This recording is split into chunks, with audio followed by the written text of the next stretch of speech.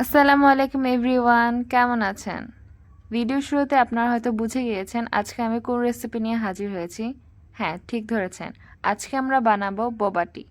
এটি নিউ জেনারেশনে প্রায় সবাই ট্রাই করে ফেলেছে এবং এটি সবার কাছে প্রায় জনপ্রিয় হয়ে উঠেছে। চলুন আজকে আমরা এটা বানিয়ে ফেলি।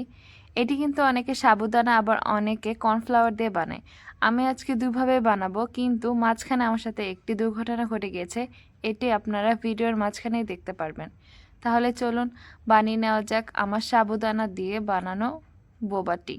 আমি আমার ফ্রিজ ঘেটে এতটুকু সাবুদানা পেয়েছি, তাই আমি ফুল এই সাবুদানাটি ইউজ করতে যাচ্ছি। আপনারা ইউজ করলে 1 কাপের মতো ইউজ করতে পারেন, এটি দিয়ে অনেক পরিমাণে হবে।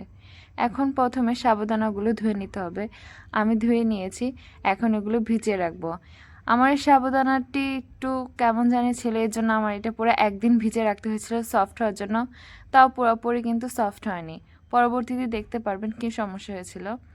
এখন এই সাবুদানাতে আমি লবণ, কর্নফ্লাওয়ার আর কোকো পাউডার দিয়ে সুন্দরভাবে মিশিয়ে নিচ্ছি। আমি ফেসবুকে একটা ভিডিও দেখেছিলাম যেখানে সাবুদানাকে ব্লেন্ডারে গুঁড়া না করে ভিজিয়ে রেখে সুন্দরভাবে বোবা পালস বানিয়ে নিয়েছে। সেটি নাকি সব থেকে ইজি ওয়েতে বোবা পালস বানানোর রেসিপি, তাই আমিও ভাবে ভিজিয়ে রেখে বানানোর চেষ্টা করেছি।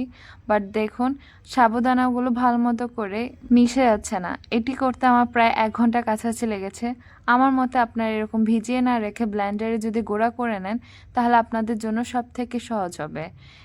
এখন আমি এগুলোকে ছোট ছোট লেচি করে কেটে নিচ্ছি। দেখতে পাচ্ছেন কতটা সাইজ হবে। আপনারা কিন্তু বেশি বড় করবেন না, তাহলে পাইপ দিয়ে এগুলো উঠবে না। এরকম করে ছোট ছোট করে সবগুলো একই সাইজে বানিয়ে নিব। এখন সবগুলো একটি বক্সে আমি সংরক্ষণ করব, কারণ এটা আমি আজকে বানাবো না।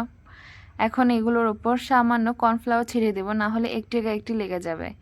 এখন আমি এই অবস্থায় এটাকে ফ্রিজিং করে নিব। ফ্রিজিং হওয়ার পরে আমি আপনাদেরকে রেসিপিটি দেখাবো। দেখে নেন আমার পালসগুলো কত সুন্দর হয়েছে, আর এগুলো হচ্ছে একটা গায়ের সাথে একটু লেগেও যাচ্ছে না। একটু বেশি পরিমাণে কর্নফ্লাওয়ার দেওয়ার চেষ্টা করবেন। এই তো আমার ফ্রিজিং করা বোবা পালসগুলো দেখতে পাচ্ছেন কত সুন্দর এক একটা আলাদা হয়েছে। এখান থেকে আমি আধা ইউজ করে ফেলেছি আর আধা দিয়ে আপনাদের সাথে শেয়ার করছি। দেখুন এক একটা সাইজ প্রায় সবগুলো সাইজই সমান মনে হচ্ছে, কোনোটা ছোট বা কোনোটা বড় এরকম হয়নি। এখন এগুলোকে কিন্তু ফুটন্ত গরম পানিতে ছেড়ে দিবেন। আমি প্রথমে বুঝতে পারিনি, এর জন্য আমার এগুলো গলে গিয়েছিল। পরবর্তীতে আপনাদের সাথে শেয়ার করার জন্য আমাকে আবার বানিয়ে নিতে হয়েছে, কিন্তু সেটা ছিল কর্নফ্লাওয়ার। ভাবলাম এই ওয়েটা আপনাদের সাথে শেয়ার করি, কিন্তু এই কর্নফ্লাওয়ার এটা সিদ্ধ হচ্ছিল না। পরে আমি 15 সিদ্ধ করার পর এটা নামিয়ে নিয়েছি, কিন্তু এটা শক্ত ছিল। আমি যে সাবুদানা দিয়ে বানিয়েছিলাম ওইটি সফট ছিল। এখন আমি একটি পাতিলে গুড় নিয়ে গলিয়ে নিলাম। এরপর যখন এটা ফুটতে থাকবে তখন আমি আমার তৈরি করা পালসগুলো দিয়ে দিলাম। কিছুক্ষণ পালসগুলোকে গুড়ের মধ্যে এভাবে সুন্দর করে মিশিয়ে নিতে হবে। আপনাদের কাছে গুড় না থাকলে আপনার চিনি সিরাপের মাধ্যমে এটা করতে পারেন। এখন শেক বানানোর পালা। আমি চেয়েছিলাম চকলেট শেক করতে, বাট আমার কাছে চকলেট ছিল না। ঘরে 2 ধরনের আইসক্রিম ছিল, আমি সেই আইসক্রিম দিয়ে আমার শেকটা তৈরি করার চেষ্টা করেছি। প্রথমে ঠান্ডা দুধ নিয়ে নেবেন। এটি কিন্তু আমি আগে থেকে জ্বালিয়ে রেখে ঠান্ডা করে নিয়েছিলাম। এরপর দুধে হচ্ছে পরিমাণ মতো গুঁড়া দুধ, কিছু আইস, এরপর 2 ধরনের আইসক্রিম দিয়ে দিয়েছি। সাথে কনডেন্স মিল্কও দিয়ে দিবেন। আপনাদের মিষ্টি অনুযায়ী পরিমাণ মতো দিয়ে নেবেন। আমি আমার প্রয়োজন মতো দিয়ে নিয়েছি।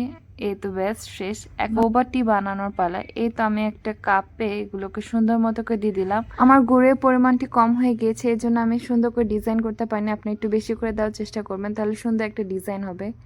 দেন এই তো হয়ে গেল। উপরে একটু আইসক্রিম আর হচ্ছে আমি আইস কিউব দিয়ে দিলাম। শেষ আমার বোবা পার্ল বানানো। আপনারা এভাবে সহজেই বাসায় বানিয়ে নিতে পারেন এই দামি একটি রেসিপি। বাইরে গেলেই 200-র নিচে তো এগুলো পাওয়াই যায় না। আমি তো সর্বনিম্ন বললাম, এর থেকেও বেশি পাওয়া যায় বাইরে। আপনারা যদি কম খরচে বাসায় এভাবে বানিয়ে নিতে পারেন, তাহলে বাইরে এত টাকা খরচ করে কেন আপনারা খাবেন? তা আমার মতো সহজে বাসায় বানিয়ে নিতে আমার রেসিপি ফলো করতে পারেন। আজকের মতো এই পর্যন্ত। আল্লাহ হাফেজ।